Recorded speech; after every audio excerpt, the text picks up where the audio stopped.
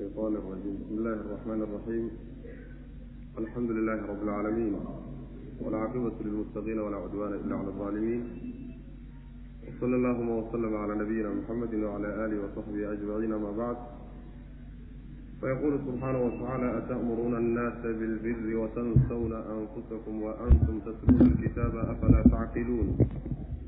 واستعينوا بالصبر والصلاة وإنها لكبيرة إلا على الخاشعين. درسي النعاوة وكب اللابنيا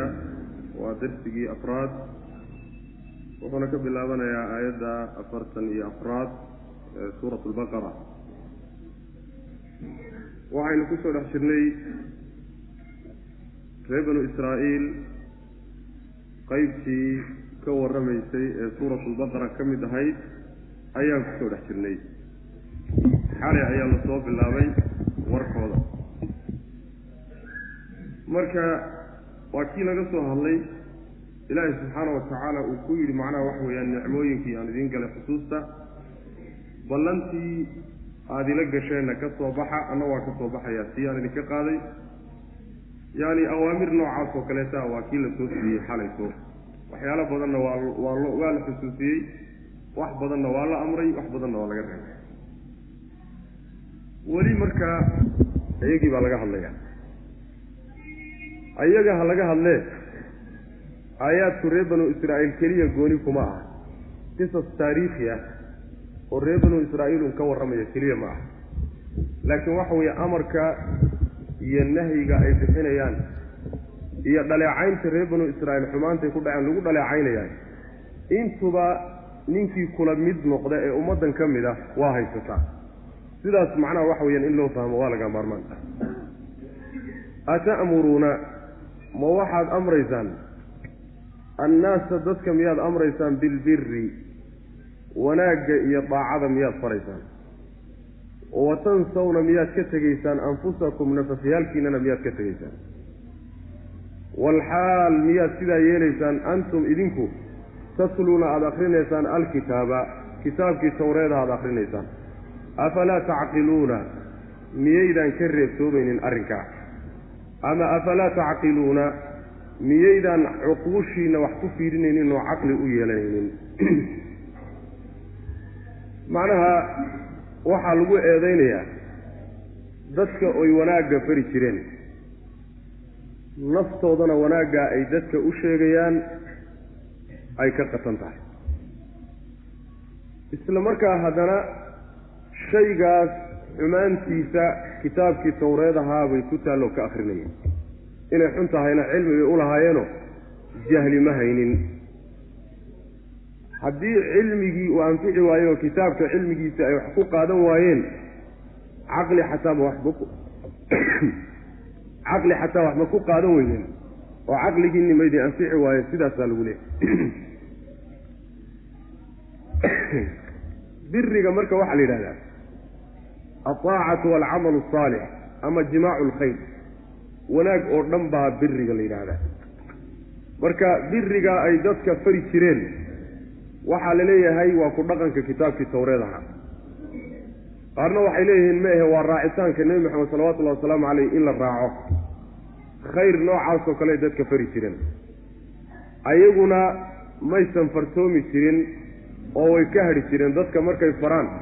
ayay iyagu xumaanta ku hadhi jireen. taasaa marka lagu eedaynayaa. weliba waxaa eedaynta macnaha waxa way lagu sii adkaynaya arrinkaa inuusan jahli ku xambaarine culimo ay u ahaayeen oo kitaabkii tawreedaha ay akrinayeen, xumaanta arrinkaasi uu leeyahayna ay ogaayeen. haddii cilmi ahaan iyo kitaabkii tawreedaha cilmigiisu arrinkaa idinka reebi waayo, war caqligu xataa ma idinka reebi waayo baa lagu leeyahy. afalaa tacqiluuna, yacni muqtada alcilmi haddaad ku dhaqmi weydeen muqtada alcaqli maad ku dhaqantaan. sidaasaa rabbi subxaanahu wa tacaala ugu soo jeedinayaa yacni canaanta iyo inkaarkaas reer banu israiil loogu soo jeedinaya. hadalkaasi markaa reer banu israiil loo jeedinaya sidaan hadda ka horba sheegnay waxaa sidoo kaleeta soo gelaya oo canaantaa soo gelaya dadka intay dadka wanaagga u sheegayaan ayaguna lafahoodii ay ka qaawan tahay oo naftoodii aan ku dhaqmaynin oo khayrka dadka ay u sheegayaan aan uga hormaraynin qolyahaasaa sidoo kaleeta eeddu ay ku dhacaysaa. isla markaa dad cilmina oo jahli hayo dad jahli hayo aan ahayn cilmi u leh xumaanta ay arrinkaasi leedahay qolyahaasa iyaguna soo gelaya oo waxa weeyaan culimada iyo dadka ducaada iyo dadka saalixiinta ee ummadan taatay nabi maxamed sallallahu alayhi wasallam ayaguna waa soo galayaan waciid adag buna Allah subhanahu wa ta'ala yani waxa weeye ka jeediyay meelo kaleeto ayaan ugu tagi doonaa nabiyullaahi shucayb oo kale qisadiisa markaan u tagno yani wama uriidu an ukhalifakum ila ma anhaakum anhu ayuu odhanaya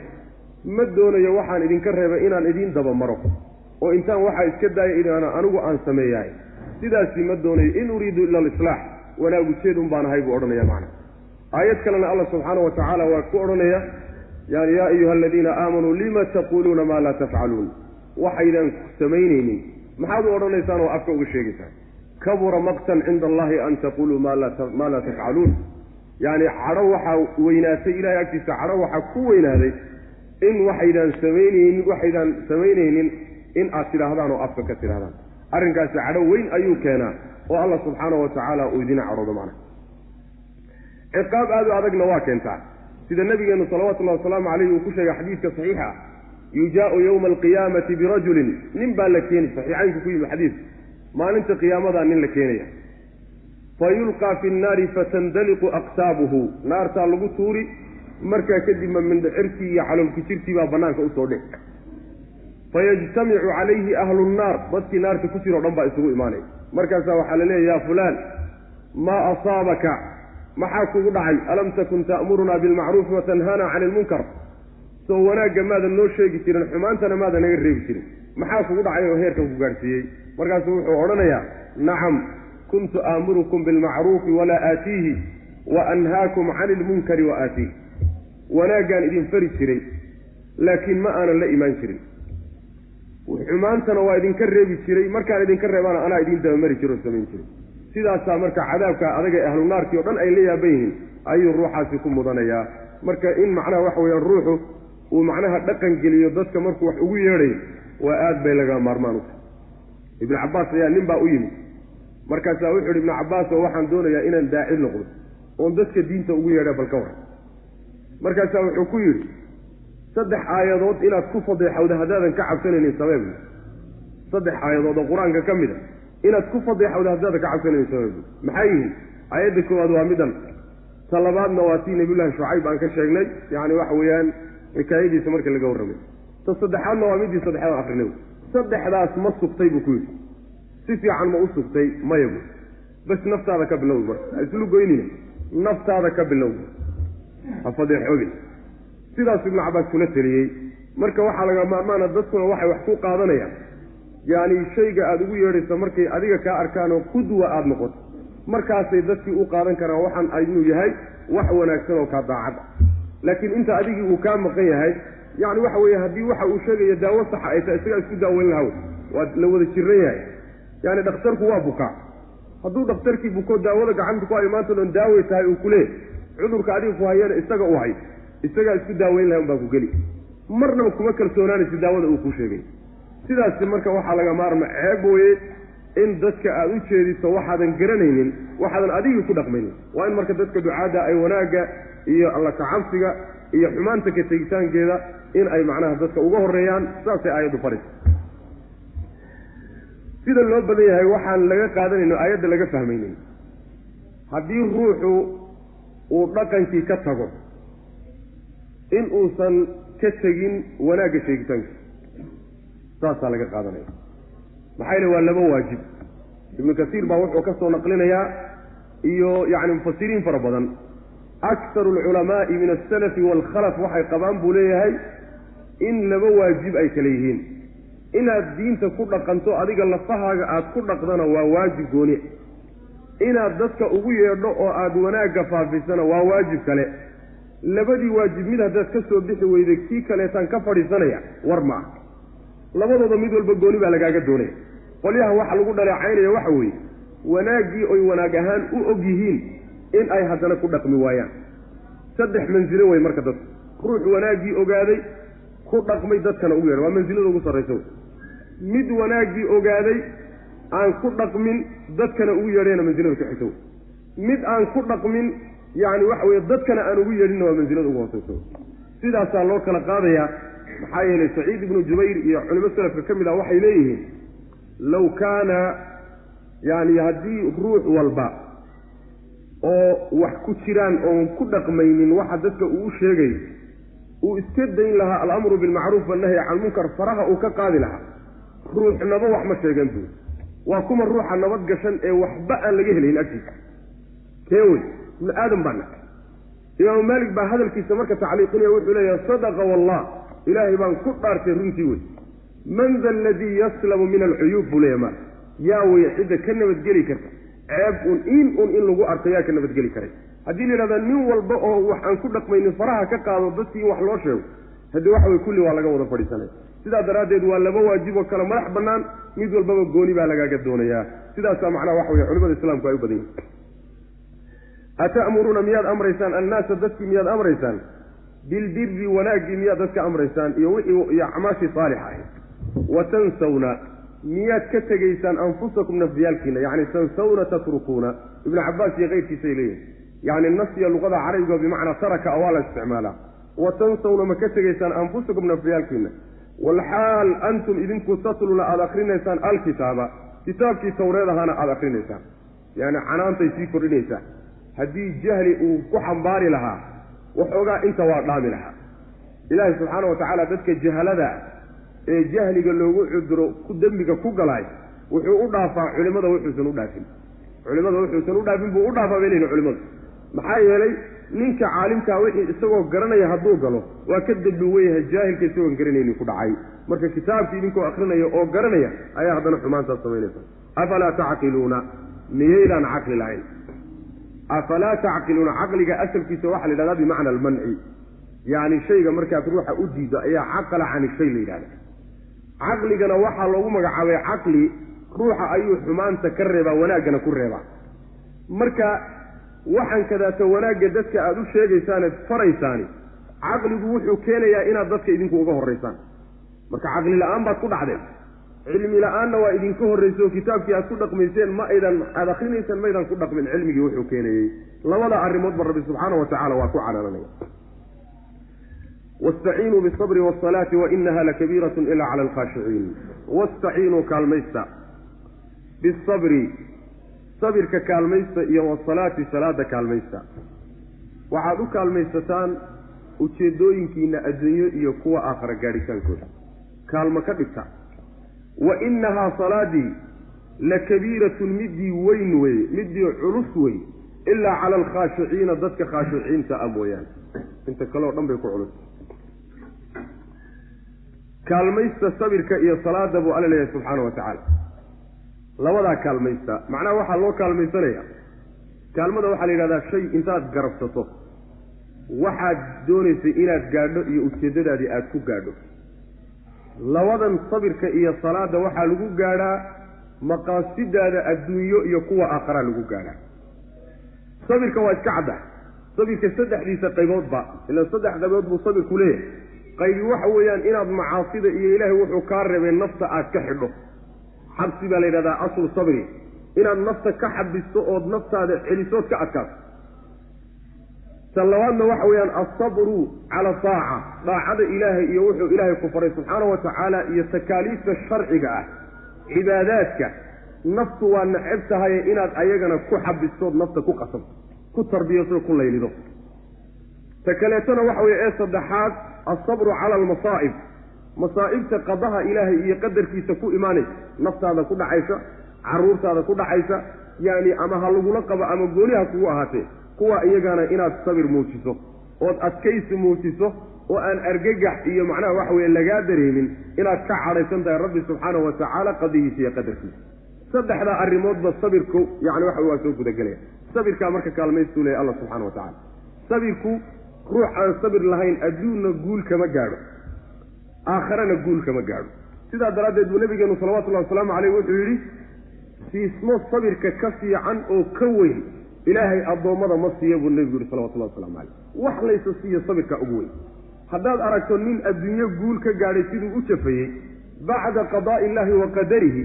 yacni waxa weeyaan waa juhdi iyo dadaal iyo adkaysi iyo musaabaruu ku keenay haddii aad aragto mid aad aakhare gaadhayna ilaahay subxaana wa tacaala fadligiisa iyo ixsaankiisa kadib isaguna sabir buu ku keenay sidaa daraaddeed sabirka kaalmaysta ayuu alla odhanaya subxaana wa tacaala salaadana iyadana kaalmaysta yacni iyadana waxaad u kaalmaysataan gaadhitaanka maqaasidiinna iyo ujeedooyinkiina macnaha nabigeenna salawatullahi wasalaamu calayhi markii adduunka uu murug ay qabato oo murugu ku timaado kaana idaa xasabahu shay-un baadara ila asalaati salawatullahi wasalaamu calayh salaaduu u degdegi jiray yacni ruuxu salaada markuu galo ilaahay subxaana wa tacaala buu u dhowaanayaa ruuxu mar hadduu rabbigii ka cabsado oo taqwadaa alle uu la yimaadana arrimihiisa o dhan baa loo fududaynaya waman yattaqi illaaha yajcal lahu makhraja wayarzuqu min xaysu laa yaxtasib taqwadana waxyaalaha ugu horreeya waxa weeyaan in aad salaadii la timaado sidii ilahay ugu talagalay subxana wa tacala ugula timaado waa furihii marka aad ku furan lahayd khayrka adduunye iyo khayr aakharaba kuu furi lahaa kolba sidii aad adugu macnaha waxa weeyaan ula timaadeed u hagaagsa kadib alla subxaana wa tacaala wuxuu ku tilmaamay salaadu inay tahay mid culus ilaa dadka khaashiciinta mooyaane way culus tahay buu rabbi yihi subxana wa tacala kabiirada bimacnaa waxaa laga wadaa lataqiilatun washaaqa yacni dhib iyo culays bay dadka dushiisa ku haysaa ilaa dadka khaashiciinta mooyaane yacni salaadii weysadeedii waqti ilaalinteedii yacni gelitaankeedii khushuucdeedii markaad waxaasoo dhan doonayso sidii la doonaya aada ula timaado nafta aan laylyamin waa ku adag laakiin nafta laylyantay ee la qabsatay ee khaashicadda laga cabirayahay naftaa iyadaa aad bay ugu fududahay khushuuca waxaa la yidhaahdaa yacni hay-atun fi nnafsi tadharu min aljawaarixi fiiha sukuunun wa tawaaduc baa la yidhahdaa yacni waa hay-a nafta ku jirta marka hore nafta iyo qalbigay ka imaanaysaa marka xigtana xubnihii ayay saamaynaysaa oo taasiirinaysa xubnihii waxay ku saamaynaysaa xasilooni iyo macnaha khushuuc iyo tawaaduc baa ka muuqdanaysa qalbiga xaggiisayna asalkeedu ka imaanaysaa yacni waxa weye qalbigu inuu xasilo oo rabbi u khuduuco oo uu ku xasilo la kulanka rabbi subxaana wa tacaala isu jebiyo oo u muujiyo baahidiisa uu baahan yahay rabbi subxaana wa tacaala taasaa macnaha waxa weye khushuucda laga wado dadka marka tilmaantaa leh salaadu kuma adka laakiin dadka intiisa kaleto salaadu waa ku culus tahay sidaa rostu rabbi subxaana wa tacala uu tilmaamaya khaashiciinta waa la sii sifayn doonaa khaashiciinta waa la sii sifayn doonaa waxaad garanaysaan marka in ay tahay yacni qalbiga salaadu inuu yahay iyo lafdhabarkiisu waa khushuucda wey waa khushuucda wey saas daraaddeed ilahi subxaana wa tacala fii suurati almu'miniin markuu dadka mu'miniintaa tilmaamayay wuxuu yidhi qad aflaxa almu'minuun aladiina hum fii salaatihim khaashicuun salaadooday ku khushuucayaan khushuucdaasi macnaha inuu qalbigu joogo salaadda intaad ku jirto oo aad soo dhigato hortaada janni iyo naar hortaada soo dhigato inaad rabbigaa hortaagada subxaana wa tacaala aada soo dhigato waxa aad akrinayso ama aada dhegaysanayso imaamkaagu akrinayo inaad la socoto ood ku tadaburto khushuucda midaasaa loola jeeda waxaan meesha macnaha aan la rabin inuu yani jidhkaagiina joogo qalbigaagiina maqan yahay taas wey macnaha waxa weye ruuxa khushuucdu ay ka maqan tahay waana yani waxa weye dhaawac weyn oo salaada soo gaadhay wey macnaha wastaciinuu waxaad kaalmaysataan bisabri sabirka kaalmaysta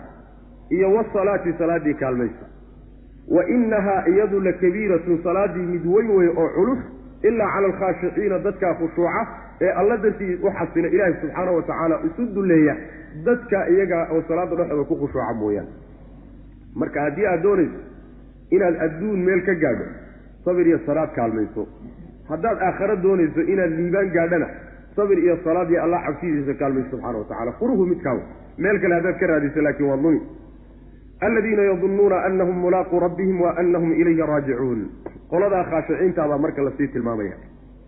aladiina khaashiciintaasoo yadunnuuna yacni yaqiininaya annahum iyagu mulaaquu rabbihim rabbigood inay la kulmayaan wa annahum iyagu ilayhi xaggiisa raajicuuna kuwa u noqonaya inay yihiin bay yaqiininayaan khaashiciintii baa lasii safiyey oo lasii tilmaamayo waxaa la yidhi waa dadka yaqiininaya oo si hubaal ah u rumaynaya la kulanka rabbi ay la kulmayaan subxaana wa tacaala taasaan agtooda shakiba lahaynba inay xagga rabbi u noqon doonaan oo arrimahoodao dhan xagga rabbi loo celin doonana middaana iyadana waa hubaan mar hadday arrimihii aakhara hubaal qalbigooda ay ugu jirto mashaqo iyo adduunyo iyo kulli waa la fududaanaysaa marka salaad taagii loo taaganya iyo adduunyo kaa fakanaysa iyo waxoogaa dheefoo ku dhaafaysa cadaab iyo janno iyo alla la kulankii iyo aakharaba meesha ku taale xaggee yaallaan marka sidaas wey yacni ruuxba ruuxii aakhara yaqiinteeda iyo rumaynteeda uu kaga xoog badan yahay iyo cibaadaadku uga fudud yihiin daacaadku ay uga fudud yihiin ruuxba ruuxu aakhara rumaynteeda iyo mawdka iyo geerida iyo qabriga iyo qiyaamada iyo ruuxu uga fog yahayna daacaadku waa kaga culus yihiin sidaa daraaddeed buu rabbi subxaana watacaala khaashiciinta wuxuu tilmaamay waxa fududeeyey inay salaada u fudaato keenay waxa weeyaan waxay rumaysan yihiin kulanka rabbigood subxaana wa tacaala oo weliba ay hubaan macna dannada marka meesha waxaa laga wadaa yacni bimacna alyaqiin baa laga wadaa cinda jumhuuri lmufasiriin dannigu waa kelimaadka loo isticmaalo kelimaat laddaad baa la yidhahdaa yacni laba macno iska soo horjeedaa loo isticmaala yaqiinna waa loo isticmaalaa danniga caadigana waa loo isticmaala halkan marka waxaa loola jeedaa bimacnaa yaqiin baa loola jeedaa yaqiin yacni adduunka markay joogeen yaa waxay hubeen inay rabbigood la kulmayaan subxaana wa tacaala hadday hubeenna waa usoo diyaar garoobeen oo waxay ku talagashan yihiin adduunyadani inay beer noqoto aakhara ay macnaha waxa weye ay goostaan oy gurtaan inay noqoto saasay macnaha ku tushanaya aladiina kuwa weye yadunnuuna yacni si dhaba u rumaynaya oo yaqiininaya annahum iyagu mulaaquu rabbihim rabbigood kuwa la kulmaya inay yihiin wa annahum iyagu ilayhi xaggiisa raajicuuna kuwa u noqonaya inay yihiin ayay hubaan qoladaas weye qolada salaada u fududaatay bal inay fududaatay iska dhaaf marka dambe waxayba isu bedeli yacni shay aada u raaxo badan oo aada u macaan badan oo wax walba oo adduunka oo dhadhan le ka fiican salaada marka dambe naftu markay barato oo ay qiimaheeda ogaato oo macaanidaa la tilmaamaya ay la timaado waxay gaadhaysaa heer adduun iyo macaankiisa oo dhan macnaha waxa weye ay kala fiicnaato saasay gaadhaysaa saas daraaddeed buu nabigeenu sal alla alay wasalam uu dhihi jiray wajucilat quratu caynii fi salaa yacni ilqabowteyga xubbiba ilaya annisaau waatiib wajucilat quratu caynii fi salaa haweenka iyo udgoonkaa laysoclaysiiye buu nabigu leh sal alay wasalam ilqabowsigayga shayga aan ku degay ku ilqabowsadana waxaa laga dhigay buu nabigu leh sal alay wasalam salaada dhexeeda salaadaan ku xasilaa oon ku raaxaystaa adduun kale iyo haween iyo dhiig iyo waxaasoo dhan salaada markaan galo ayaa macnaha waxa weeyaan iga macaan saasuu nabigu tilmaamaya salawatullahi wasalaamu caleyh naftu heerkaa inay gaadha ayaa la doonayaa oy daacaadka ilaahay kala macaanaada waxyaalahaasoo dhan ay kala macaanaadaan ilaan daacaadku xalaaway leeyihiin oo macaan bay leeyihin ya banii israa'iila adkuruu nicmatii alatii ancamtu calaykum waanii fadaltukum cala alcaalamiin ya banii israa'iila ree bani israa'iilow israa'iil wiilashiisii iyo carruurtiisiiyow udkuruu waxaad xustaan ood xusuusataan nicmatii nicmooyinkayga yacquub magaciisa israa'iil la odhan jiray ree bani israa'iilana waa dadkii isaga ka farcamay oo macnaha waxa weeye ummaddii ballaadhnayd ee macnaha waxa weeye ambiyadii ka horraysay nebigeena salawatullahi wasalaamu caleyh o dhan laga soo dirayey bacda nabiyillaahi macnaha yacquub kuwa iyagaaba macnaha laga wada ree bani israa'iilow nicmadayda xusa nicmooyinkaasi waa kuwii aan xalaysta soo sheegnay mulkigii baa ka mida ambiyadii la siiyey baa ka mida kitaabkii tawreedaha baa ka mida aad bay u fara badan yihin kuwa aan caawa u tegi doonno faahfaahsan baa ka mida iyadoo faahfaahsan baan uda waidaa anjaynaakum min aali fircawna halkaasaa laga bilaabi doonaa faahfaahinta nicmooyinka ilahay reer bani israiil uu galay ee uu xusuusinaya macna wa annii fadaltukum cala alcaalamiina wa tafdiilii lakum cala alcaalamiina midaana xusuustaa la leeyahy wa annii fadaltukum annada ismigeediiyo khabarkeeda masder baa laga dhalaaliya wa tafdiilii lakum cala alcaalamiina midaana xusuusta oo waxay ku cadfan tahay nicmadiisa macna marka caalamiinta laga fadilay waxaa la leeyahay waa zamankoodii ummadihii joogay wey caalamiintii joogay qolyahaasaa laga fadilay ee kama fadilna adduun weynaha oo dhan makhluuqa ilaahay o dhan kama fadilna caalamiintu marka sidii aan u soo marnay rabbilcaalamiina markaan soo maraynay aanu yidhi caalamiin waxaa la yidhahdaa makhluuq oo dhan baa magacaa la yidhaahdaa halkan lagama wado ee waxaa laga wadaa in badan oo ilaahay ka mida makhluuqiisa ayaa reer banu israa'iil laga fadilay sidaasaa laga wadaa ee caalamiinta oo dhan looma jeedo haddii xataa loola jeedo oo makhluuq oo dhan loola jeedana waxaa khasisaysa aayadda inoo imaan doonto fii suurati aali cimraan inoogu imaan doonto kuntum khayra ummatin ukhrijat linnaas aayaddaasaa khasisayso yacni ummaddan inay ka fadli badan tahay reer banu israa'iil aayaddaa iyo axaadiis aad u fara badan oo nabigeenna ka sugan salawatullahi wasalaamu caleyh baa tilmaamaya kuwaasaa marka khasaya haddii xataa la yidhaahdo caalamiinta waxaa laga wadaa makhluuqaadka oo idin haddii kaletana waxaaba laga doodsan yahayba yacni caalamiintii oo dhan lagama wade qaar ka mida unbaa loo jeedaa oo kuwii zamankooda jiray macnaha labadaasi macnaha waxa weye ay marayaan mufasiriintu yaa bani israa'iila reer bani israa'iilow udkuruu waxaad xustaan nicmatii nicmadayda allatii nicmadaasoo ancamtu aan nimceeyey calaykum dushiina aan ugu nimceeyey wa annii anugu fadaltukum inaan fadilayna xusa inaan idin fadilay cala alcaalamiina caalamiinta dushooda inaan idinka fadilo idin dheeraad siiyey waxaanan siinin caalamiinta kale inaan idin siiyeyna middaa iyada ana balxusa wattaquu war iska ilaaliya reer banu israa'iilow yowman maalin iska ilaaliya maalinkaasoo laa tajzi aysan gudaynin ama ayna deeqaynin nafsu nafi can nafsin nafta kaleeto shay-an waxba ayna ka deeqaynin waxba uma gudi karto waxbana kama kaafin karto walaa yuqbalu maalinkaasoo aan la aqbalaynin minhaa nafta xaggeeda shafaacatun ergo aan laga aqbalaynin walaa yu'khadu maalin aan la qaadaynin maalinkaasoo aan la qaadaynin minhaa nafta xaggeeda cadlun waxay isku furato madax furasho aan laga qaadayn walaa hum mana aysan ahaanin yunsaruuna kuwa loo gargaaro sidaasuu rabbi ilahi subxana wa tacaala maalinka qiyaamada iska jira oo iska ilaaliya oo ka diyaar garooba intuusan idinku imaanin maalinkaasaa la tilmaamayo maalin wax laysu tari karo ma ah nafi naf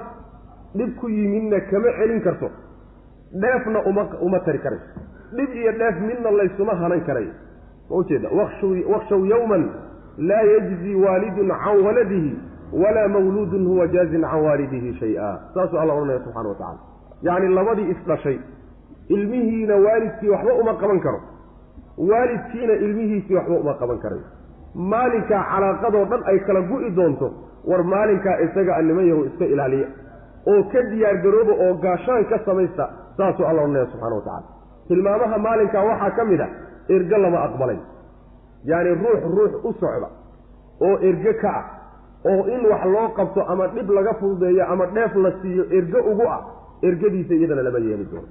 maalin cidane waxba kuu qabanayni wey sidoo kaleeto hadduu yidhahdo madax furashaha layga qaadana laga qaadi maayo wax walba hadduu keenana oo ha laysii daayo kuwan ha laygu bedelo hadduu yidhahdana laga yeeli maayo mana loo gargaarayo cid u gargaara may heli doonaan bu rabbi ilahi subxana wa tacala maalinkaa isagaa intuusan idinku imaanin ka diyaar garooba laleey meesha marka alla subxaana wa tacaala uu leey laa yuqbalu minha shafaaca shafaacada arkay asalkeeda min ashafci baa laga keenay laba shay markaad isku ladho oo aada isla xidhiidhisaan shafciga la yidhahdaa yacni waxaana ergada loogu magacaabay ruuxan ergada ah ruuxii kaleeto wejigiisii wajaahadii uu lahaa iyo tiisii buu isku ladhahayaa markaasuu kaa wax laga doonaya u wada geynaya si wax loogaga helo marka waxa weeyaan shafaaca ma jirtaay yacni waxaa laga wadaa qolada aan shafaacada laga aqbalaynin maalinta qiyaamada waa gaalada kow ruuxa hadduu gaalnimo ku dhinto ergo loo aqbali maayo sinaba cid haba yaraatee u ergeyn karta ma ajir aabbaha hadduu yahay iyo hadday hooyadaa tahay iyo hadduu sokeeye yahay iyo hadduu si walba wax kugu galay marba hadduu gaalnimo ku dhinto erge ma laha nabiyullaahi ibraahim baa aabihii u ergeyn lahaa oo nebi maxamed baa salawaatullahi wasalaamu calayhi yacni waalidiintii u ergeyn lahaa oo adeerkii abaa taalib naarta ka soo saari lahaa salawatullahi wasalaamu calayh ma dhicin ruuxa hadduu naar ku dhinto ilaahay go-aankiisu wuxuu yahay inuu naar ku aba hadduu ku dhinto macnaha gaalnimo ku dhinto sidaasuu ilahay qoladaa horta shafaaca ma laha famaa tanfacahum shafaacatu shaaficiin ilaahi subxaana wa tacala waa ka odhanaya sidoo kaleeto waxaan iyaguna shafaaco lahayn qolada munaafiqiinta iyaguna gaalo wey waxaa shafaaco iskale bilijmaac kitaabka iyo sunnada iyo culimo ummadda oo dhan waxay isla waafaqsay in laysla diidaneen inay mu'miniintu isu shafeecayaan loona shafeecayo middaa iyadaa waa laysku waafaqsay shafaacada mu'miniinta loo shafeecayana shuruud bay leedahay waa shuruudday leedahay waxaa ka mid a waa kuwa aan aayado badan ugu tegi doonno midka shafaaco qaadayana waa inuu ilaahay idmo oo uu yidhaahdo hebel u shafaaco qaad ruuxuu u shafaaco qaadayana waa in loo cayinoo la yidhahdo hebel la yidhahdo cid walba u shafaaco qaad maaha markaa kadibna ruuxa loo shafaaco qaadaya rabbi waa inuu ka raalli noqdo idanka isagaa bixini ruuxaana uu ka raalli noqday kan wax shafaaco qaadaya lagu maamuusaya marka kan wax shafaaco qaadaya ayaa lagu maamuusaya ilaa asalka shafaacada ilahay baa iskale subxana wa tacala qul lillaahi shafaacatu jamiica إلهي ما يسكوه سبحانه وتعالى عدوا يسقوا أدليب أمبانا معناها وحويان يعني وحوي شفاعة قال كذا شفاعة مركة قالوا مجد صدتك مؤمنين أيسو شفاعة قاضيان ويسوغنتهاي لكن شروطها طينة هاي فهم كمركة خلط كعب dadku ay rumaysan yihiin dad badanna tawxiidkoodii iyo caqiidadoodii lagu khalday oo ah meeshan tadaata adduunka adoo jooga ayaaba ballan lagaasii qaadi karaa oo sheekh ibn ku sii tashan karo ayaa aakhira ku shafaaca qaadi doon kaad baa lagu siinoo aakhira la iimaanaysa lagu shafaaca qaadaya warkaasi war jira ma waxaasi wax way asaatiir way ku tiri ku teen wax meel sal ku haya ma shafaacada ilaahay baa iskale cid uu dhiibi doono isaga garan cid loo shafaaca qaadi doono isaga garan maxaa ku ogeysiyay yani waxa way wadaad kale wax u dhiibanay inuu naarta gali doono maxaa ku ogeysiyay maada oginu jannada gali doono haba ku shafaaca qaada anilahna baa ku shafaaca qaada wax og ma jiro meel ku dambeyn doono sida daraadeed shafaacada alla baa la weydiistaa subhanahu wa ta'ala halka marka la sigana dad badan buu ilaahay ku maamuusi doona oo nabigeenu sallallahu alayhi wasallam uu ugu horeeyo marka khaladkaasi waa mid ka galiyay dad fara badan tawxiidkoodii iyo caqiidadoodii in khalad la galiyo oo dad badan macnaha wax way ay haadaan ka dhacan shafaacada gaalada loo shafaaca qaadayo ma anfacaysan mid waxa laga soo reebayaa kaliyeeta oo ahadiista nabiga sallallahu alayhi wasallam ay khasiseen shafaacada nabigeenu uu shafaaca qaadi doona adeerkii Abu Talib oo nabigu uu ku tilmaamay xadiiska saxiixaynka ku yimid naarta salkeedaan ugu siyaan arkay isagoo ku jira markii yiri maxaad u tartay naarta salkeeda isagoo ku jiraan arkay markaas laga soo saaray shafaacada nabiga laga soo saaray sallallahu alayhi wasallam markaas waxa la keenay meel naarta xeebteeda meel macna wax weeyaan cadaabka xeebtiisa oo lugaha uu cadaabka kula jiro halkaas la keenay nabiga sallallahu alayhi wasallam lagama soo wada saarin laakiin waa laga fududeeyay ila xaddi ma qaab fududeyn ayaa loo sameeyay ninka kaliyeeta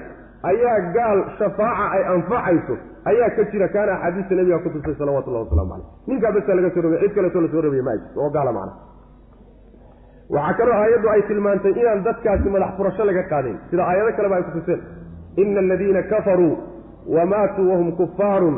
falan yuqbala min ahadihim mil'u al-ardi dhahaban walaw istada bihi hadu dhulka mugdi keeno oo macnaha dahab ah oo madax furashaha la iga qaatay yiraahdo hal leysii daaya aniga laga yeeli maayo Allah subhanahu wa ta'ala bal inta istihaala ku tafsiir horta dhulka mugdi iyo dahab xageebu ka heli nabi heliyo haddii si helaba kaba soo qaad oo la siiyaba laga yeeli maayo yawaddu al-mujrimu law yaftadi min 'adabi yawmin bibanihi wa sahibatihi wa akhihi wa fasilatihi allati tuwihi wa man fil ardi jami'an thumma yunjihi wa Allah subhanahu wa ta'ala wuxuu jeclaan lahaa cid walba oo qaraabo ahaayeen oo uu jeclaa deerkiisii caruurtiisii wax walba uu jeclaa inta laga qaado oo naarta lagu ururiyo isay kaliya in la fakiyo oo maalinta uu carro baxsado ayuu ku raylaabo Allah subhanahu wa ta'ala saas jecel warkaasi war soconaya marka ma hadda ay marka taladu in la gudboontaa waa inaan diyaar garoona macna wattaqu iska ilaaliya oo gaashaan ka samaysta yawman maalinkaas oo la tajzi aysan gudaynin oo ina taraynin nafsu nafsi an nafsi nafta kale shay'an wahba shay nakira fi siyaq nafi baa la yiraahdaa ta'ummu wax ka soo haraya ma jiro waxa isu qaban karaan ma jira ولا يقبل لغا يلي ما يمنها حقها شفاعة إرجل لغا يلي ما ولا يؤخذ لغا قاد ما يمنها نفس حقها عدل فرشنا لغا قاد ما ولا هم من عينها ينصرون كله غرغارو يجي اسمه غرغاري كران عيدو غرغاري كرتنا ما يجي ما لكم لا تناصرون بل هم اليوم مستسلمون الله سبحانه وتعالى وقرني ما حد يسوق غرغاري لا دين واحد يسوق قبل لا دين مركل يدال واسيدن واحد يسوق قبل كران ما يجي وإذ نجيناكم من آل فرعون يسومونكم سوء العذاب يذبحون أبناءكم ويستحيون نساءكم وفي ذلك بلاء من ربكم عظيم waxaa meeshan laga guda galay nicmadii labada goor la soo sheegay reer bani Israa'iil subhanahu wa ta'ala uu ku wadkuru ni'mati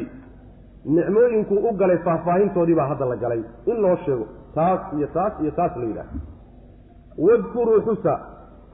ibtaas waxa lagu nasbinayaa ficil maxduufa ساسا معناها إعرابها وفيعا واذكروا واحد حسان إذ وقت نجيناكم آن إذن بدباد اللي من آل فرعون قوم في مركان إذن كبدباد اللي يسومونكم وحي إذن ددنسين يعني سوء العذاب عذاب مسكي سحن عذاب مسكي سدرم بإذن ددنسين يعني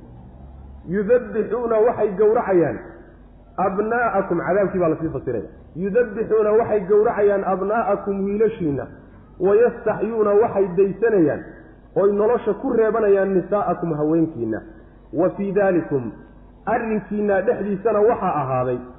gowraca carruurtiina la gowracayo qaarna la daysanayo oo lagu shaqaysanayo arrinkaa dhexdiisa waxaa ku sugan balaa'un yacni imtixaan baa ku sugan oo min rabbikum xagga rabbigiin ka yimid imtixaankaasoo cadiimun weyn baa ku sugan bu rabbi ilahi subxana wa tacala waxaa nicmooyinka loo galay ka mid a reer banu israa'iil gumaysigii ninkii la odhan jiray iyo cabdaadiisii uu ku hayay fircoon iyo dowladdiisii inuu ilaahay ka badbaadiyo subxaana wa tacaala ummad la gumaysto oo macnaha dhib aad u fara badan lagu hayo ayay reer banu israa'iil ahaayeen muddo dheerna arrintaasi waa ku soo jireen waxaa ka mid a qaababkii uu u ciqaabi jiray sida ay mufasiriintu leeyihiin fircoon ninka la yidhaahdo cali waxaa u ah dadka boqorrada ama madaxda ah inay mar walba dad sixroolayaal ah iyo dad faalfaaliyo oo macnaha waxa weeye qeybka uga warwarrama inay mar walba yeeshaan waa u badan yihiin oo mulkigoodaas waardiga uga hay waxaa jira marka fircoon suxaradiisiibaa waxay yacni saadaaliyeen in boqorka yacni boqortooyada fircoon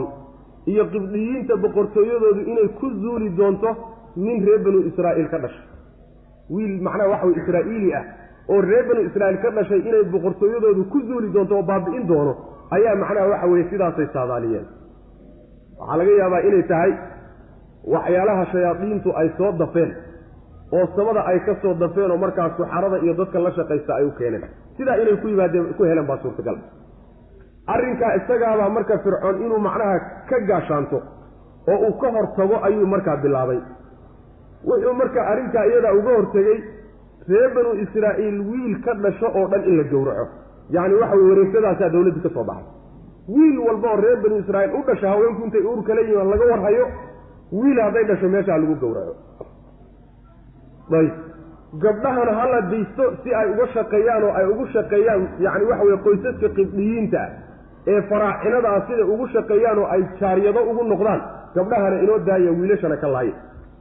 raggooda xataa waaweynna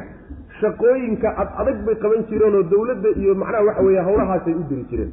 marka waxa way uma sidaa u dullaysan bay ahaayeen dulligaasaa fuushanaa dulligii isaga ahaa buu ilaahi subxaanahu watacaala marka wuxuu kaga saaray sababka nebiyullaahi muusa suuratulqasas baan ugu tegi doonaa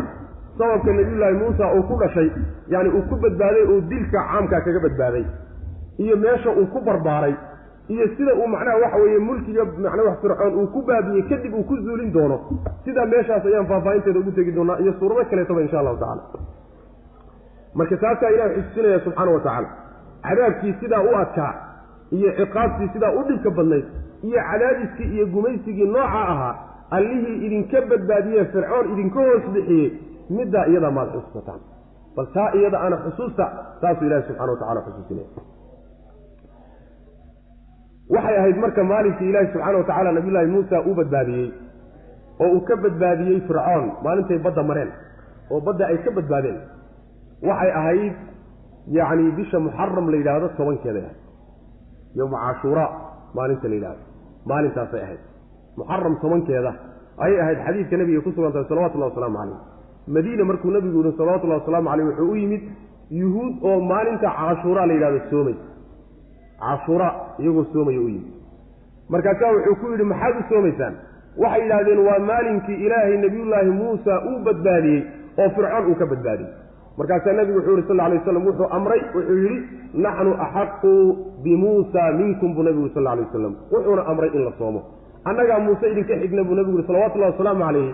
maalintii la badbaadiyey farax aan ku faraxsanahay inaan soonnana annagaa idinkaga habboon sidaa daraaddeed buu nebigu amray salawatullahi wasalaamu caleyh in la soomo marka maalinkaasay ahayd maalinkii nabiyullahi muusa ilaahay uu badbaadiyey subxaana wa tacala wadkuruu xusa id waqti najaynaakum aan idin badbaadinay min aali fircawna aalka bimacnaa qowm baa laga wadaa fircoon qowmkiisii markaan idinka badbaadinay yasuumuunakum xaal ay idin dhadhansiinayaan suu'a alcadaabi cadaab midkiisa daran ay idin dhadhansiinayaan cadaabkaa daran ay dhadhansiinayaan yacni sawmka waxaa laga wadaa macaani badan bay ku fasiraane bimacnaa dhadhamin waa la yidhahdaa dhadhansiin sawmka waxaa kaley ku fasiraan daajinta yasumuunakum waxay idin daajinayaan suu'a alcadaabi oo waxaa laga keenay min saa'imati macnaha waxa weye min saa'imati albahaa'im ama min saa'imati alghanam xoolaha marka la foofiyo daaqa lagu sii daayo taasna macnaha waxa weye waa la yidhahda waxay idin dhadhansiinayaan cadaab midkiisa daran tiibaa marka lasii fasiraya cadaabkaa darani waxa weeye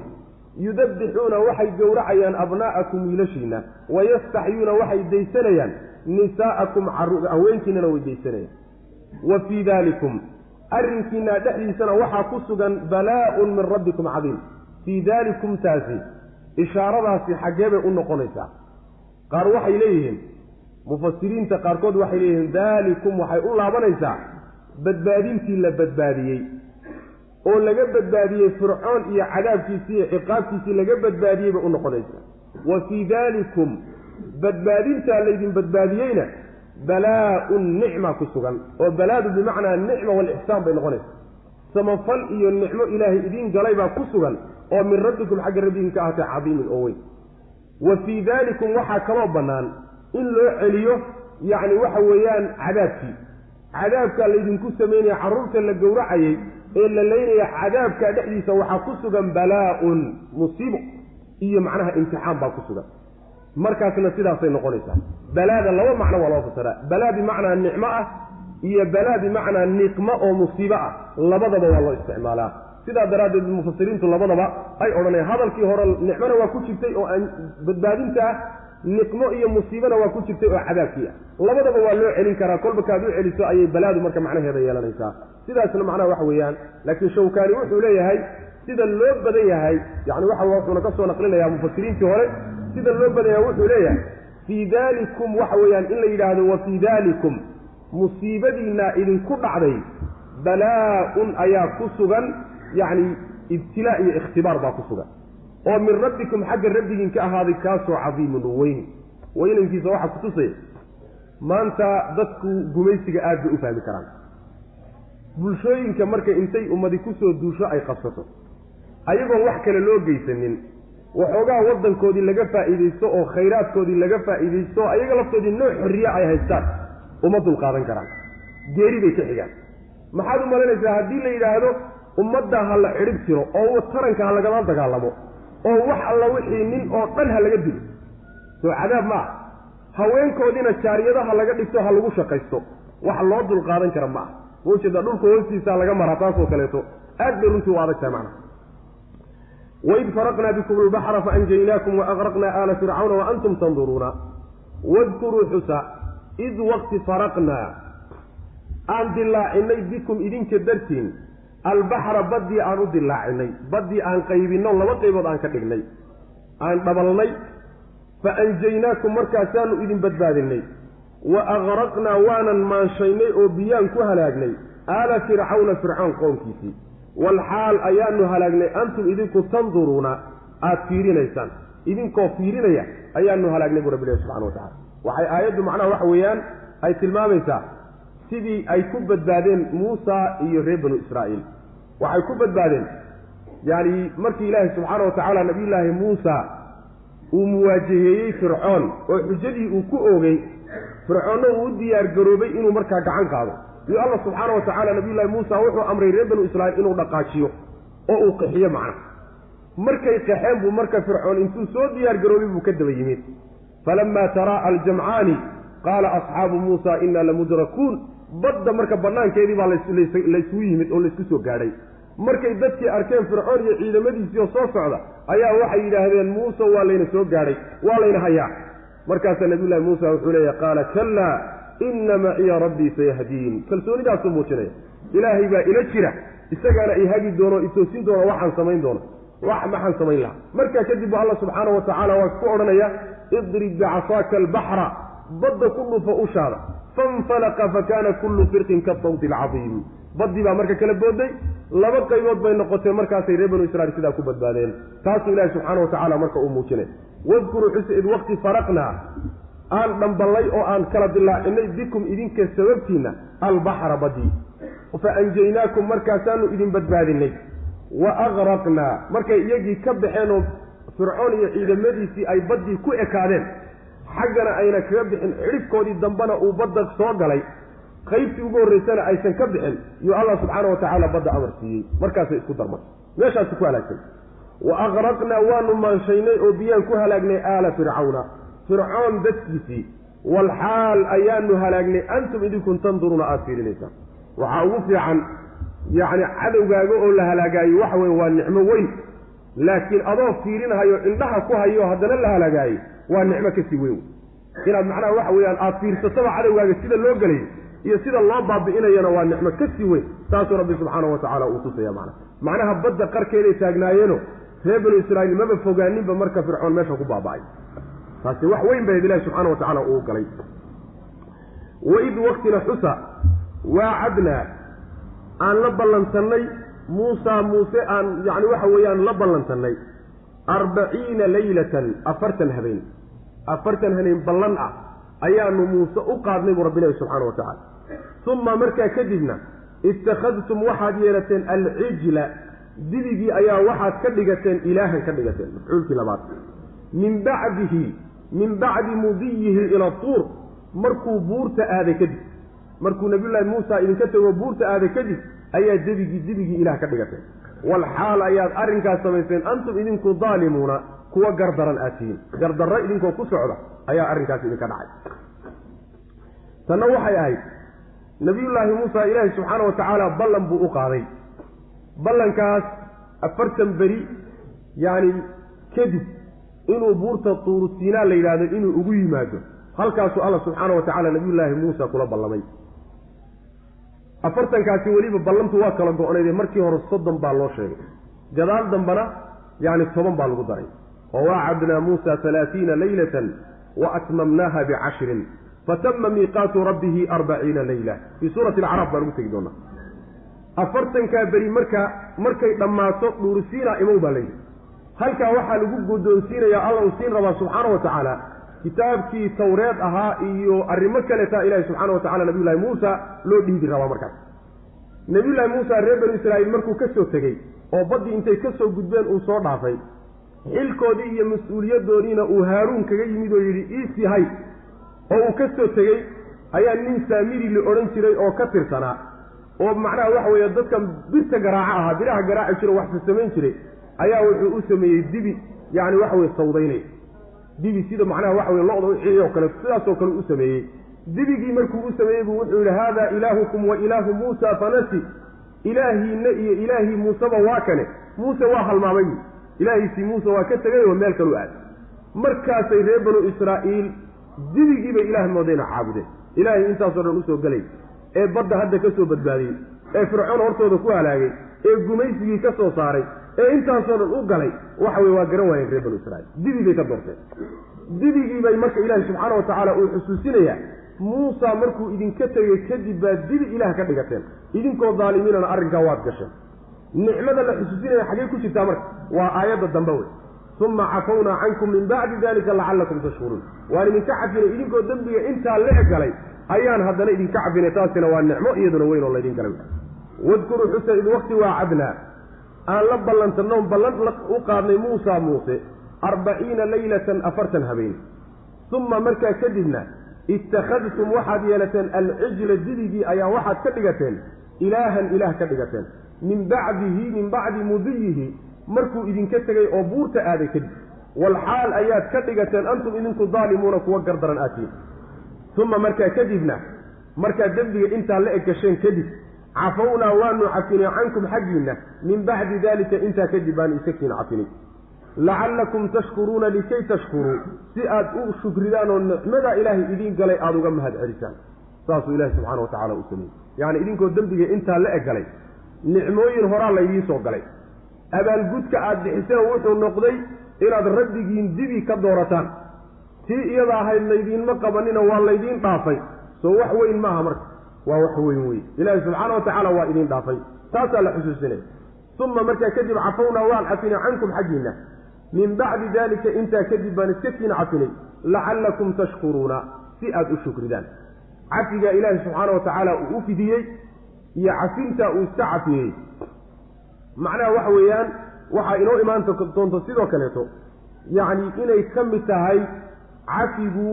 in ay islaayaan baa la fari doonaa toobadda laga aqbali doono iyo cafigu inay islaayaan baa la amri doona aayaadka dambaa soo socda oo faahfaahintoona qaabka loo cafiyey waid aataynaa muusa alkitaaba waalfurqaana lacallakum tahtaduuna waid waqtina xusa aataynaa aan siinay muuse aan siinay nabiyullaahi muusa calayhi wacalaa nabiyina asalaatu wasalaam alkitaaba kitaabkii tawreed ahaa markaan siinay waalfurqaana kii baatilkiiyo xaqa kala soocayay markaan siinay lacallakum tahtaduuna si aad u hanuuntaan darteed markaan u siinay bal taa iyadana xusa macnaha waxa weeye kitaabkii tawreed ahaa ee lagu soo dejiyey nabiyullaahi muusa loo soo dhiibay xaqa iyo baatilkana u kala soocayey jidka saxda ana ku hagayey kaasina nicmo weyn oo loo galay bay ahay bal taana iyadana xusuustaa leeyahy ilaa waxaynu ku jirnaa nicmooyinkii faraha badnaa ee reer banu israa'iil loo tirinayo ee alla u galay subxaana wa tacaala marka kitaabka waid aataynaa muusa alkitaaba kitaabku waxaa laysku waafaqsan yahay inuu yahay kitaabkaasi tawreed inuu yahay waalfurqaana furqaanta waxaa la yidhaahdaa alfaariqu bayna alxaqi waalbaatili shayga baatilka iyo xaqa kala sooca ee kala madha ayaa furqaanta la yidhahdaa marka waa tilmaan kutubta ilaahay ay leeyihiin kitaabka qur-aanka ee nebi maxamed lagu soo dejinaya furqaan ilaahay waa ku tilmaamay kitaabkii tawreed ahaana furqaan waa lagu tilmaamay furqaantu marka waa sifo kale iyo tilmaan kale oo kitaabkii tawrada uu leeyahay sidaasaa raajixo mufasiriintu ay u badan yihiin qolo kaleeta ta'wiilaad kale gelinayaan yacni waxa way iska dhaaf sidaa inay tahay oo furqaantu uu yahay tilmaan kale oo tawreedi ay leedahayna waxaa ku tusaya aayadda kale ee qur-aanka walaqad aataynaa muusa wa haaruuna alfurqaana wa diyaa'a saasuu ilah lehy subxana wa tacala muuse iyo haaruun waxaan siinay furqaan baan siinay kii xaq iyo baatilka kala saarayay tawreed ahaa wey macna marka waxa weeye labada tilmaamoodba isagaa iskale maxaa laysugu cadfay yacni cadafka waxaa la yidhahdaa luqada carabiga haddii cadaf la isticmaalo takaayur buu keenaa labada shay laysku cadfay inay kala gedisan yihiin haddana kitaab iyo furqaan oo tawreed u wada magac u wada sifo ah baa laysku cadfay waxaa la leeyahay yacni waxaa lagala mid dhigay maadaama sifadu ay kala gedisan tahay yaa laba daata laba shay oo kala gedisan oo kaleetaa laga soo qaaday luqada carabigana waa la isticmaalaa wadkuruu xusa id waqti aataynaa aan siinay muuse alkitaaba kitaabkii tawreed ahaa waalfurqaana kii xaq iyo baatilka kala bixinaya aanu siinay lacallakum tahtaduuna si aad u hanuuntaan waid qaala muusa liqowmihi yaa qowmi inakum dalamtum anfusakum biitikhaadikum alcijla fatuubuu ilaa baari'ikum faqtuluu anfusakum dalikum khayru lakum cinda baari'ikum fataaba calaykum inahu huwa atawaabu araxiim tanna waxa weeye waa ilaahi subxaana wa tacaala qaabku uga toobad aqbalay markii ay didiga caabudeen toobad aqbalku ilaahay ka toobad aqbalay iyo qaabkay ahayd wadkuruu xusa id waqti qaala uu yidhi muusa nabiyullaahi muusa liqowmihi qowmkiisii uu ku yidhi tolkii uu ku yidhi yaa qowmi tolkayow innakum idinku dalamtum waad dulmideen anfusakum nafafyaalkiinna naftiinna gardaraad ka gasheen yacni nafta dulminteedu waxa weeye wax xumaan u keenaya markaad aada ku samayso wey xumaan wax u soo jiidaya markaad nafta ay samayso macnaha waxa weeye dulmi aada nafta aada dulmiday wey innakum idinku dalamtum waad dulmideen anfusakum nafafyaalkiinaad dulmideen biitikhaadikum samaysigiinaad ku dulmideen dartii alcijla didiga aad ka dhigateen ilaahan ilaah aad ka dhigateen dhigashada aad didiga ilaah ka dhigateen middaasaad naftiinna ku dulmideen ood ku gardaraysateen ee fatuubuu towbadkeena oo noqda ilaa baari'ikum kii idin abuuray usoo noqda allihiinnii idin abuuray usoo laabta faqtuluu laaya anfusakum nafafyaalkiinna dila daalikum kiina oo naftiinna inaad laysaan ah ayaa khayrun lakum idiin khayr badan ama towbadaasaa khayrun lakum idiin khayr badan cinda baari'ikum allaha idin abuuray agtiisa towbadaas iyo inaad islaysaan baa idiin khayr badan fataaba fafacaltum waa samayseen ama faqataltum waa disheen anfusakum nafafyaalkiinna fataaba markaasuu toobad aqbalay calaykum dushiinu idinka toobad aqbalay inahu alle huwa isagu attawaabu waa midka toobad aqbalka badan alraxiimu oo haddana naxariista badan wey yacni waxa weeye reer banu israa'iil markay dembigii galeen oo nabiyullaahi haaruun intuu yidhi warnimayahu iska daaya dibigana caabudaysaanoo ilahay keligii caabuda waa kuwii ku odhan jiray lan nabraxa calayhi caakifiina xataa yarjica ilayna muusa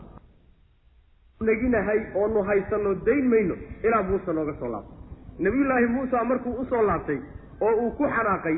oo xaqiiqadii u caddeeyey oy ogaadeen inay gaf galeen ayay markaa yidhaahdeen ilaahayow inaanu toobadgeennaanu diyaaruna suuratu alacraaf baynu ugu tegi doonaa walamaa suqita fii aydiihim wara'w anahum qad dalluu qaaluu lain lam yarxamna rabbuna wayakfir lana lanakunanna min alkhaasiriin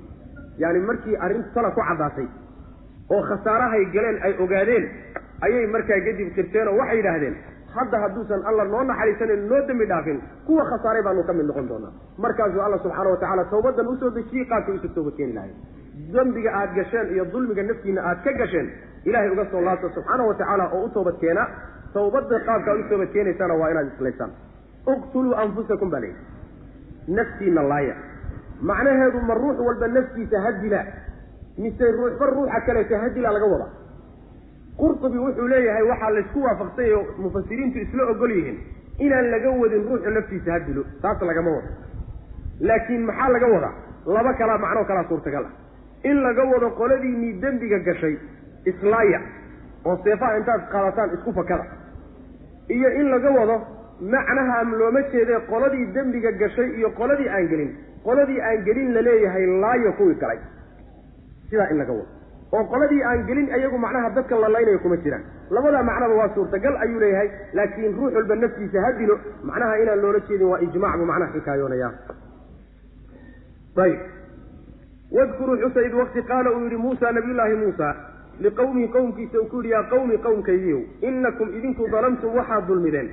anfusakum nafafyaalkiina ayaad dulmideen biitikhaadikum yacni ruuxii dembi gala naftiisa unbuu dhibay ilaahay subxaana watacaala wax dhiba uma geysanin khalqigana dhib hadduu u geysto xataa dhibkiisu waa iska maxduud laakiin waxa uu dhibku kusoo laabanaya waa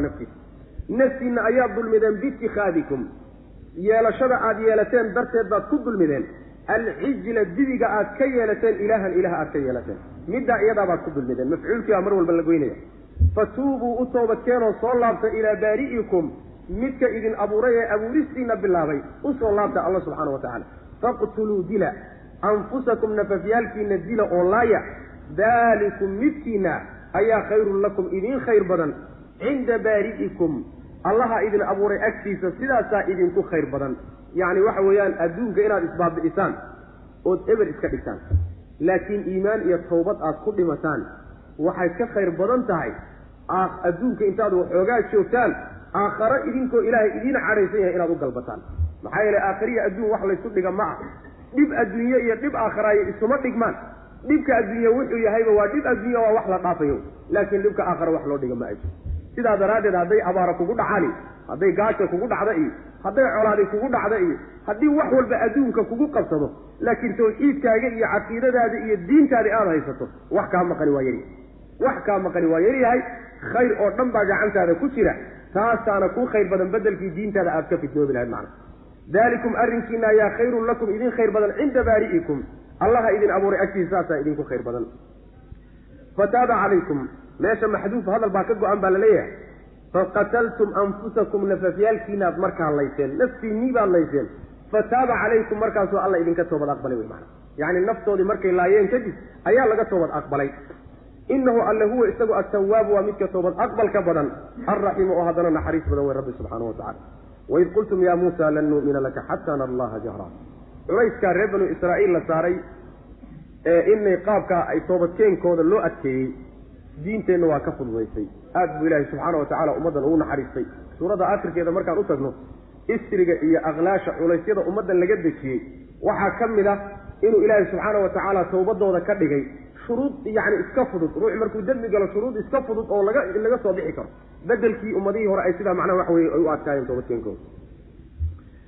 wadkuruu waxaad xustaan sidoo kale id wakti qultum aad tidhaahdeen reer banu israa'iilow yaa muusaa muusow lan nu'mina ma aanu rumaynayno laka adiga kaa rumaysan mayno waxa aada noo sheegayso xataa naraa ilaa aan aragna allaha alle jahratan si muuqata yacni cayaanan si muuqato oon qarsoodi ku jirin ilaa alla aada noo tusto foolka fool aan u aragno waxba kaa rumaysan mayno sidaa markaad tidhahdeen bal xusuusta fa akhadatkum markaa waxaa idin qabatay sidaa markaad tidhahdeen assaaciqatu tii wax suuxinaysa tii idin suuxinaysaa idin qabatay walxaal ayay idin qabatay antum idinku tanduruuna aada fiirinaysaan idinkoo arkahayaa tii idin suuxinaysay baa idinku timid uma markaa kadibna markaad suuxdeen ayaan bacasnaakum idinsoo saarnay idinsoo kicinoon idinsoo noolaynay min bacdi mawtikum geeridiinni kadib markaad geeriyootoon kadib baan idinsoo noolayno idinsoo kicinay lacallakum tashkuruuna si aad alle ugu shukridaan subxaana wa tacala tanna waxay ahayd nabiyullaahi muusa markii uu buurta aaday wuxuu la tegey oo ballanta rabbi subxaana wa tacaala uu socday 70 ka mida akhyaartii reer banu israa'iil ka mida ayuu kaxaystay 70kii markuu buurtii la tegey ayaa marka waxay maqleen baa laleeyahay sawt hadal bay maqleen hadalkii markay maqleen oo ay ahayd inay ku qancaan nabiyullaahi muusa oo loo waxyoonayo oo rabbi la hadlayo subxaana wa tacaala ayaa markaa waxay yidhaahdeen muusow hadal naguma filla haddaad moodayso hadal aan maqallay oo cid dhahaysaba aanaan arkaynin inuu nagu filan yahay naguma filla waxa hadlaya na tus allaha kula hadlaya ilaa aan si toosa u aragno oo foolka fool uu noogu muuqda iyadoo waxba ayna noo dhaxaynin waxaad sheegaysa kaa rumaysan mayna waa macangegnimo wey reer banu israa'iil macagegnimadii lagu yaqaanay iyo madax adaygoodii ayay ka mid sidaa markay yidhaahdeen buu alla subxaana wa tacaala wuxuu ku keenay marka musiibo suuxisay saaxiqadaasi maxay tahay qaar waxay leeyihiin naar baa ku timid qaarna waxay leeyihiin ma ahe yacni waxaa ku timid qaylaa qabatay saaxiqo unbaa laga cabiray yacni wax suuxiyey baa ku yimid aayad kaleeto waa ka ilahay ku oranay subxaana wa tacaala waاkhtaara muusa qawmahu 70 rajula limiiqaatina falamaa akhadathum alrajfatu sii gilgilaysay mid gilgishaa meeshaana laga cabiray midana halkana saaciqa laga cabiray arrin adag unbaa ku timid arrintaasoo gaadhsiisay inay suuxaan mufasiriinta qaar waxay leeyihiin waaba geeriyoodeenoo waa dhinteen waxayna ka qaadanayaan inay geeriyoodeen uma bacasnaakum min bacdi mawtikum qolena waxay leeyihiin maya saaciqada waxaa laga wadaa way un suuxsuuxeeno miirkii baa ka tegay laakiin si toosa maysan u dhimanin sidaana qolyaa odhanaya macna markaa kadib buu alla soo nooleeyey subxaana wa tacaala yacni waxa uu alla ku soo nooleyey nabiyullaahi muusa markii qoladii akhyaarta ahayd 70ka ay geeriyoodeen oo meeshuu arkay iyagoo daadsan ayuu nabiyullaahi muusa rabbi subxaana wa tacaala uu u wacday oo rabbi subxaana wa tacaala u dhawaaqday rabbi low shi'ta ahlaktahum min qabl wa iyaay atuhlikuna bima facala asufahaau mina sidaasuu alla ugu dhawaaqay subxaana wa tacala ilaahuw haddaad doonto aniya iyagaba horaan baadna wada halaagi lahayd ma waxaad noo halaagi qolada wax ma garadko annaga naga mida waxay samaynayaan sidaasuu nabiyullaahi muusa marka rabbi ugu calacalay subxaana wa tacaala alla markaasuu soo nooleeyey yani wax weye nimankan iyaga wadkuruu xusa id waqti qultum aad tidhahdeen yaa muusa muusow lan nu'mina ma rumaynayno laka adiga kuu rumayn mayno macnaha kaama rumaysananay waxaad noo sheegayso xataa nara allaha ilaa aan la aragno jahratan si muuqata aan u aragno cayaanan faakhadatkum markaasaa waxaa idin qabatay assaaciqatu tii idin suuxinaysa idin dilaysa baa idin qabatay walxaal ayay idin qabatay antum idinku tanduruuna aad fiirinaysaan fiirada waxaa laga wadaa qaar waxay leeyihiin way kala hor dhinteen oo qaar baa ku horreeyey ninba ninka kaleeto markuu sii suuxayay buu sii fiirinayay qaarna waxay leeyihiin maya sidaas ma ahe macno kaleetay sheegayaan macno kale sheegayaano calaamaadkii suuxdinta iyo dhimashadaa markii hore ku timid markay arkeen calaamaadkii iyo astaamihii ayay markaa kadib wada geeriyoodeen sidaana qolaa odhanaya wa antum tanduruuna labadaa macnoba waa lagu fasiray uma markaa kadibna bacasnaakum waa idin soo noolaynay min bacdi mawtikum geeridiinna kadib ayaan idin soo noolaynay markaad geeriyooteen kadib lacallakum tashkuruuna si aad alla ugu shukridaan subxaana wa tacala dad intay le'deen oo weliba dembi ay galeen lagu baabiiyey haddana la soo nooleeyey taasina bal nicmo aada u weyn iyadana dheh oo reer banu israa'iil ilahi subxana wa tacala uu galay su-aasha isweydiintana waxay tahay marka nimankan waxay codsadeen inay ilaahay arkaan subxaana wa tacaala inay ilaahay arkaan ayay codsadeen alla ma la arki karaa su-aashaasaa meesha ka dhalanaysa ilaahay in la arkaayo shay bannaan oo furan ma tahay adduun iyo aakharo amaa adduunyada lama arki kara alla subxana wa tacaala sidaana xadiis baa ku asaxay muslimka ku yimid oo nabigu leh sal lla alay wasalam waclamuu annakum lan tarow rabbakum xataa tamuutuu waxaad ogaataan inaydaan rabbigiin arkaynin ilaa aada geeriyootaan buu nabigu leh salawatullah waslamu caleyh inaan adduunka lagu arkayninna yani waxay inoogu imaan doontaa insha allahu tacaala ilahi subxana watacala markuu nabiyullaahi muusa uu yidhi arinii andur ilayka qaala lan taraanii walaakin indur ila aljabal fain istaqara makaanahu fasawfa taraanii buu alla ku yihi subxana wa tacala ilaahow itusi aan ku arkeen markuu nabiyullaahi muusa codsigaa ilaahay u gudbistay alla wuxuu yihi subxaana wa tacala ima arkaysa laakiin bal buurta fiiriyo buurtaasi haddii ay sugnaato meesheedaad kusii taallo waadi arki oo waa iskaa tusaya haddii kaleeto oy baaba'dana dee ima arki karita falama tajallaa rabbuhu liljabali jacalahu dakka wakara muusa saciqa nabiyullaahi muusa buurtii muddaba iyadoon laga jooginba waa baaba'day dhulkay la sibantay muusena markaasuu argagax dartii la suuxay saasuu rabbi leeyahay subxaana wa tacala waana ka noqday arrinkii codsiga ahaa waa ka laabtay marka ilaahay subxaana wa tacaala adduunka laguma arki karayo ibni aadanka qaabka uu u abuuran yahay haddana awood uma laha oo ma xambaari karo rabbi subxaana wa tacaala aragtiisa maxaa yeelay xadiis baa nabiga ka asaxay salawatullahi wasalaamu caleyh uu leeyahay alla wejigiisa nuurka iyo iftiinka ka baxayaay khalqigiisa mid ka mid a hadduu ilaahay xijaabka iska faydi lahaa nuurka wejigiisa ka baxaya khalqiga wuxuu gaadho oo dhan wuu baabi'in lahaa ma la arki karayo marka uma samaysnin awood aan rabbigan ku aragna adduunka aakhare marka la tago waxaa laysku waafaqsan yahay in alla la arki doono subxaana wa tacaala dadka mu'miniintaana ay arki doonaan waana nicmo laysu galo midda ugu weyn inay tahay aayaad fara badan oo qur-aanka ka mid oo sugayana waa inoo imaan doonaan axaadiis mutawaatir oo saxiixaynka iyo keyrkoodba kusoo aroorayna nebiga salawatullahi wasalaamu caleyh waa ka sugan yihiin in aakhare dadka mu'miniinta ay rabbigood arki doonaan subxaana wa tacaala bal jannada oo la galaayo nicmada ka weyni waa alloo la arko subxaanahu wa tacaala aakhare marka waa sugan tahay laakiin adduunyada ma la arkayo nusuustaasaa ku saaro وظللنا عليكم الغمام وأنزلنا عليكم المن والسلوى كلوا من طيبات ما رزقناكم وما ظلمونا ولكن كانوا أنفسهم يظلمون نبي إنه ما عرفه صلوات الله والسلام عليه هذين في الليل وصمد كر لوسي قاضي إلهي ما عرفه فحمد والسوق له فالنبي يقول إنه الله عرفه سبحانه وتعالى يمكن لكن سيدا الراجحة وحويا إنه سنة الله عرف محايا لحديث كمسلم نبي كمرك لو يجي صلوات الله والسلام عليه هل رأيت ربك ما أركت مرك لي نبي محمد صلى الله عليه وسلم نورا أني أرى iftiin iyo nuur umbaan arkay mooye yani waxa way muuse sheegay nabigu inuu alla arkay subxaana wa tacaala sidaasaa marka raajix xoog badan nabigeenu xataa inuusan alla arag subxaana wa tacaala markii macnaha la dheelmay oo lasii qaaday macna micraaj wadallalnaa waanu hadhaynay reer banu israa'iil ow calaykum dushiina alghamaama daruurtii baanu ku hadhaynay wa anzalnaa waan soo dejinnay calaykum dushiina almanna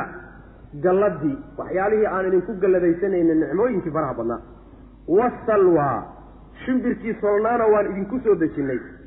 kuluu qulnaa lahum markaasaa waxaanu qulnaa lakum markaasaa waxaan idinku nidhi kuluu cuna min tayibaati maa shay wanaagyaalkiisa wanaagsan cuna rasaqnaakum aan idinku irsaaqnay waxyaalaha aan idinku irsaaqnay kiisa fiican cuna wamaa dalamuuna mana aynana dulmin facasow markaasay caasiyeen wamaa dalamuuna mana aynana dulmiin oo annaga wax dhiba mayna noo geysanin walaakin kaanuu waxayse ahaayeen yadlimuuna kuwa dulmiya anfusahum nafyaalkooda kuwa dulmiyayda ahaayeen yani waxay ahayd midana oy ku timid yani ilaahay subxaana wa tacaala markii uu faray inay garaan fii suurati almaa-ida bay inoogu imaan doontaa waxaa la yidhi niman camaaliqa la yidhahdo magaalo ay deganaayeen baa la yidhi magaalada gala oo la dagaalama oo ka qabsadaa la yidhi magaaladii iyada ahayd bay marka way cabsadeen oo waxay yidhahdeen nimankaa nimanaan la dagaalami karna maaha muusew adiga ilaahaaga intaa israacdaan oo tagtaan la soo dagaalama annagu meeshaan aynu kusii sugaynaa halkaasaan ugu tegi doonaa الشيطان الرجيم بسم الله الرحمن الرحيم الحمد لله رب العالمين والعاقبة للمتقين ولا عدوان إلا على الظالمين وصلى اللهم وسلم على نبينا محمد وعلى آله وصحبه أجمعين ما بعد فيقول سبحانه وتعالى أتأمرون الناس بالبر وتنسون أنفسكم وأنتم تتلون الكتاب أفلا تعقلون واستعينوا بالصبر والصلاة وإنها لكبيرة إلا على الخاشعين درسي النعاوة وكب اللابنيا ودرسي أفراد وكب اللابنيا آيات أفرسن أفراد سورة البقرة waxaynu ku soo dhex jirnay reer banu israa'iil qaybtii ka warramaysay ee suuratulbaqara ka mid ahayd ayaan ku soo dhex jirnay xalay ayaa la soo bilaabay warkooda marka waa kii laga soo hadlay ilaahay subxaana wa tacaala uu ku yidhi macnaha waxa weeyaan nicmooyinkii aan idiin galay xusuusta ballantii aada ila gasheenna ka soo baxa anna waa ka soo baxayaa sii aan idinka qaaday yani awaamir noocaas oo kaleeta waa kii la soo siiyey xalayso waxyaalo badanna waa la xusuusiyey wax badanna waa la amray wax badanna waa laga reebay weli markaa iyagii baa laga hadlayaa ayaga ha laga hadlee aayaadku reer banu israa'iil keliya gooni kuma ah qisas taariikhi ah oo reer banu israa'iil un ka warramaya keliya ma ah laakiin waxa weeye amarka iyo nahyiga ay bixinayaan iyo dhaleecaynta reer banu israa'iil xumaantay ku dhaceen lagu dhaleecaynayaan intuba ninkii kula mid noqda ee ummaddan ka mid ah waa haysataa sidaas macnaha waxa weeyaan in loo fahmo waa laga maarmaan